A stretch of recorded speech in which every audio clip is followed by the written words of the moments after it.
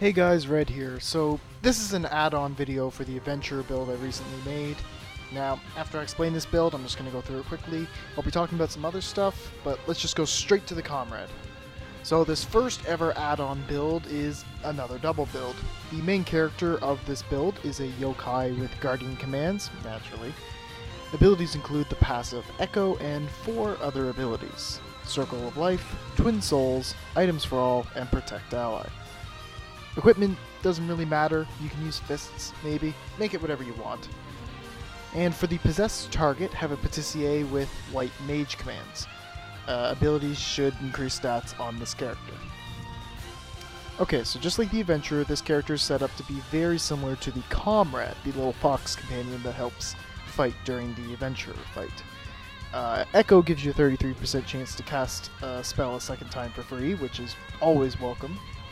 Items for All allows you to cast Blind across the entire enemy team from the Patissier, and for the Dispel version, you can use Sloth, Envy, or Pride from the Yokai magic, and it also does a little bit more than just dispelling, so that's very useful.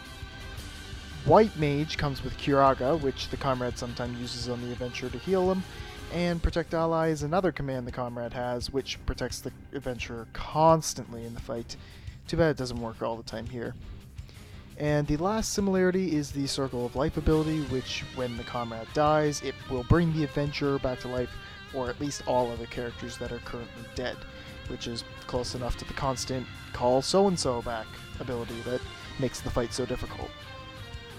On top of that, Yokai magic is really stupid strong, and there's lots of other abilities that can be used.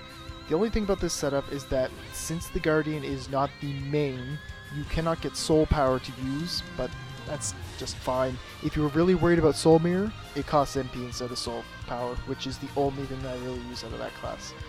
But yeah, otherwise that's how it works.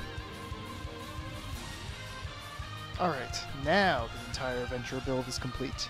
Now to talk about some things with the adventure build, and I'm basically just making excuses here.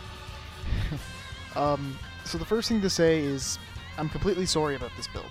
There's really no good reason why there's 2 videos for this other than just rushing. I've been hella busy lately, which should be calming down soon, but it's kind of pressed me for making quality content.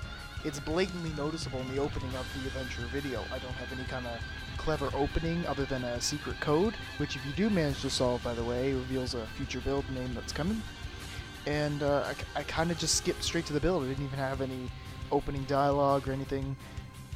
Again, I rushed. I'm sorry about that. I don't like making bad content. I want to make it good, but I just didn't have the time. And I didn't want to have to go like forever without having another Bravely build out, so I had to make the choice. Now, one person made a good correction that I should have made when I was doing the build, and that was the fact that the Kaiser should be the main job on the possessed target.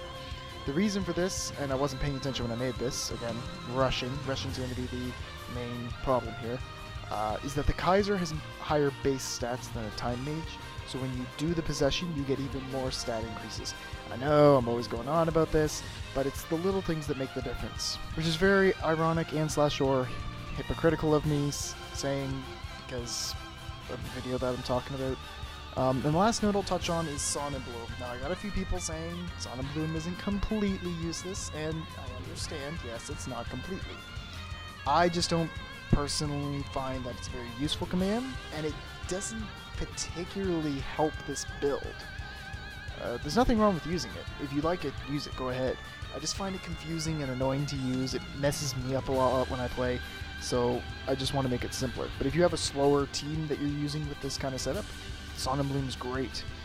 But I tend to avoid this ability as much as possible. I'm not a fan. But yeah, that's the Comrade, and those are my excuses. Overall though, with these 2 together, they work well, and I might even try them against the actual adventure sometime to show you guys. Also, again, sorry about all this. The busyness is going to be over soon, and I'll be able to pay more attention to things like those things that I had problems with in this video. But that'll be all for now. Thank you guys for your comments, which allowed me to address this. Please continue to comment and ask questions in the future, or request builds. I read them all. Thank you guys very much for watching, and I will see you soon.